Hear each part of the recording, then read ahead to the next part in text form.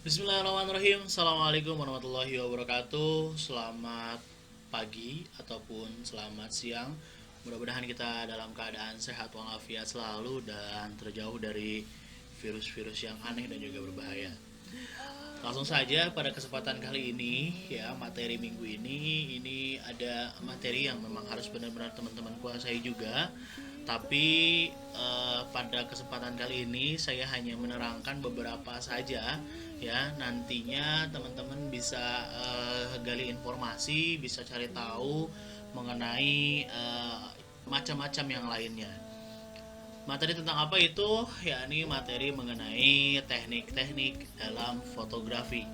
Oke, tentunya mungkin teman-teman sudah pernah melihat banyak sekali foto yang wah ini bagus banget, atau berpikiran ini bagaimana sih cara ngambilnya gitu ya, sampai bisa mengakibatkan nilai estetika yang sangat baik di mana kita di mata kita, dan juga benar-benar membuat kita tercengang gitu. Tapi sebelumnya saya akan memberikan sedikit pengetahuan dulu terlebih dahulu mungkin kepada teman-teman bahwa uh, di era digital seperti ini yaitu ada empat era kamera digital yang memang pada saat ini digandrungi oleh uh, para fotografer ya, baik dari yang mulai amatir sampai yang sudah profesional gitu. Oke, saya masuk dulu ke sini. Empat generasi kamera digital itu adalah yang pertama ini merupakan yang biasa teman-teman bilang dengan kamera digital. Dulu itu kamera digital itu hanya seperti ini saja ya, atau disebut juga kamera pocket ya. Kenapa disebut dengan kamera pocket? Karena bisa dimasukkan ke dalam saku ataupun tas-tas kecil gitu. Namun teman-teman juga harus tahu bahwa kamera digital itu bukan hanya kamera yang seperti ini saja ya. Kamera digital itu bisa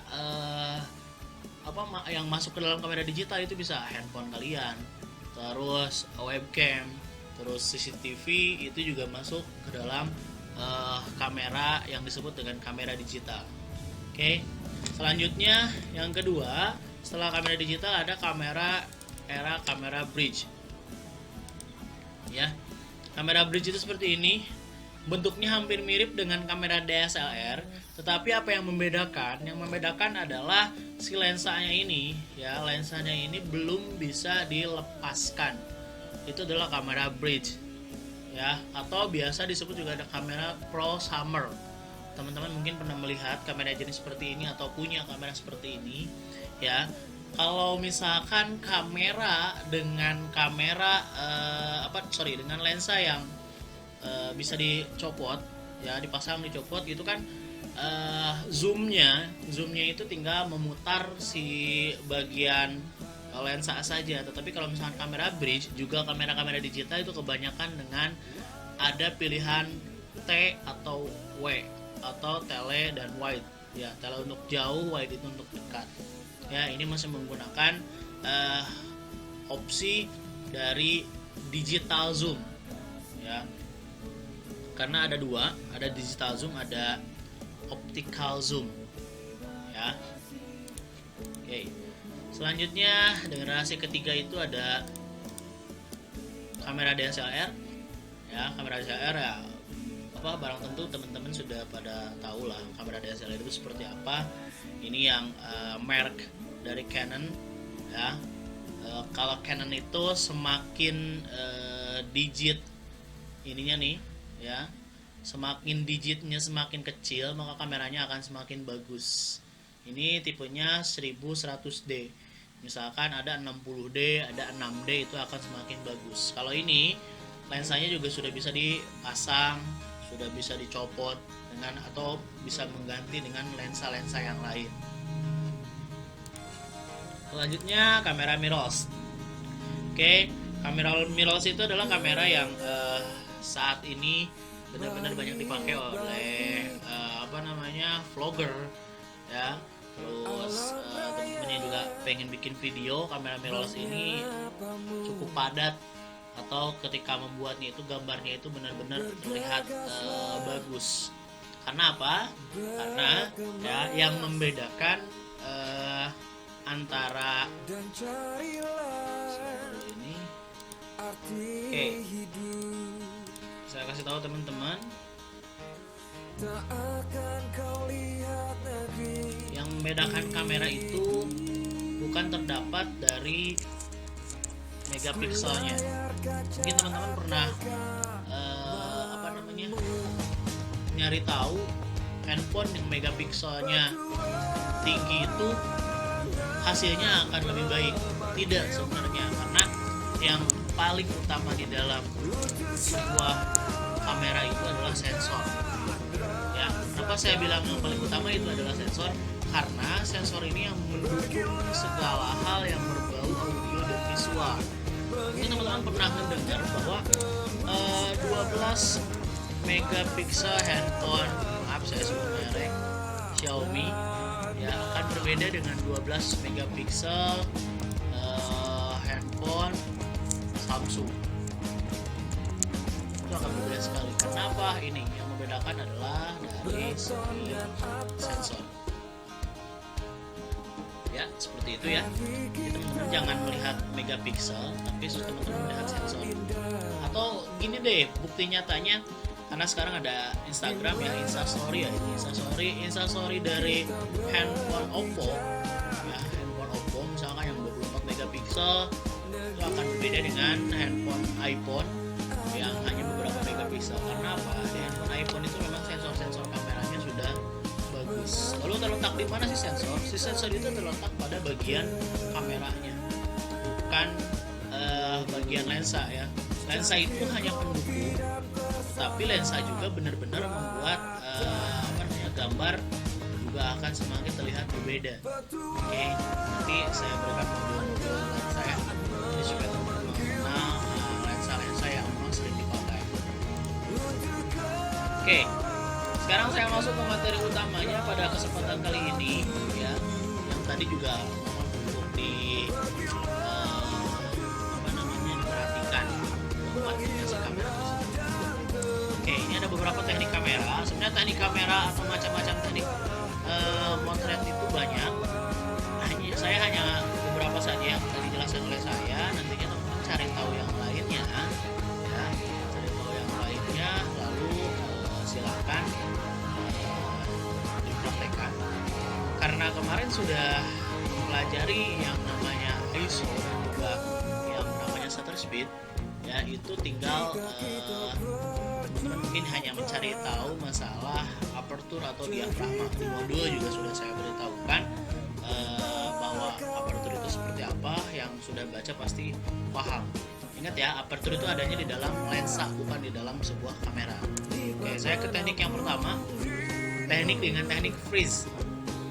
Oke, contoh dari gambarnya ini adalah gambar air yang dilemparkan buah-buahan. Ini gambar orang jatuh dari sepeda. Memotret gambar pada keadaan benda bergerak yang menginginkan objek tersebut berhenti setelah dipotret. Oke, jadi ya bisa melayang, bisa dengan seperti ini, itu dikatakan dengan freeze. Walaupun nanti ada pembagian lagi, tapi ini secara keseluruhannya. Kecepatan tinggi di atas 1/60. Ini yang rumuskan kecepatan itu adalah shutter speed. Fokus dilakukan bersamaan saat tangan menekan tombol kamera. Jadi ya kamu cari dulu titik fokusnya. Setelah itu kalian jepret, kalian akan mendapatkan hasil. Bisa menggunakan flash, ya bisa banget menggunakan flash kalau untuk dilakukan yang ulang. Oke, ini untuk freeze. Intinya ada pada kecepatan ini. Ya, kecepatan ini merupakan hal utama di dalam foto freeze. Biasanya itu 1/60 ke atas atau 1/200 dan yang lainnya. Kalau misalkan teman-teman gunakan 1/50 atau 45, hasilnya seperti tugas-tugas teman-teman yang kemarin. Ya, artinya malah jadi blur atau bayangan. Oke. Nah, yang kedua adalah teknik blur. Nah, Yang dimaksud dengan teknik blur ini bukan teknik blur bayangan seperti yang kemarin teman-teman kumpulkan tugas dari shutter speed dan ISO. Oke, tapi hasil gambarnya seperti ini. Nah, ini biasanya dipengaruhi dari diafragma dari sebuah lensa.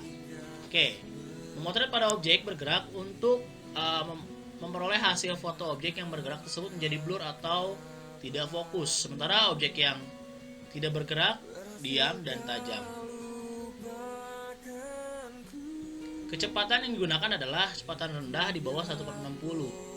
Oke, selanjutnya harus ada objek yang tajam. Biasanya yang paling mempengaruhi adalah bukaan dari lensa atau diafragma. Silakan dibuka lagi modulnya.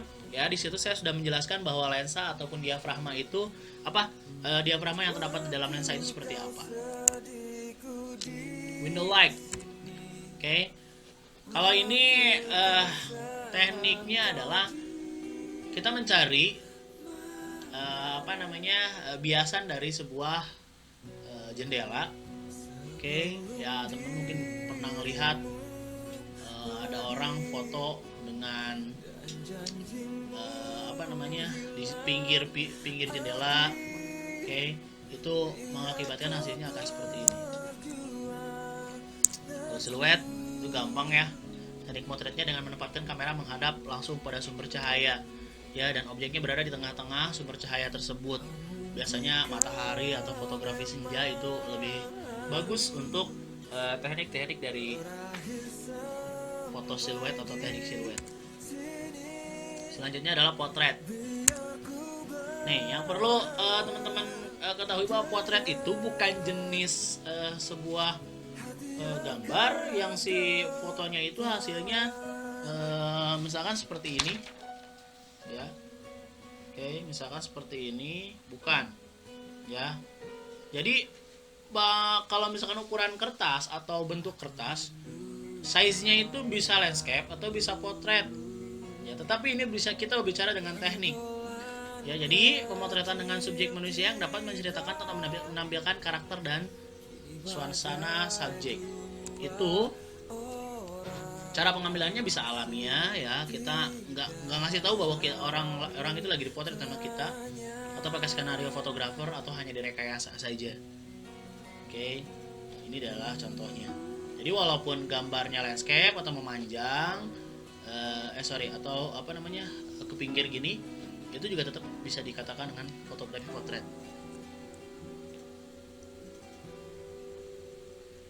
Oke, jadi teknik potret ini adalah teknik fotografi yang banyak digemari oleh fotografer maupun model, karena memang benar-benar mencirikan karakter dari foto tersebut. Oke, sorry itu ada kesalahan. Selanjutnya adalah teknik foto dengan teknik panning. Oke, memberikan kesan gerak pada foto, ya. Jadi fokus utamanya adalah motor ataupun orang dengan sepeda. Tekniknya mengikuti objek selama membidik. Jadi kita sudah incer mana yang akan kita potret ketika kita di jalan ataupun ketika kita memotret orang lagi olahraga lari, seperti itu. Speednya rendah, 1/8 sampai 1/60. Usahakan gunakan tripod, karena apa? Goyang sedikit itu tidak akan enak. Oke, kalau menggunakan handphone biasanya dengan cara si kameranya itu mengikuti arah si objeknya. Misalkan ini objeknya ke sana, nanti kita juga ikutin ke sana.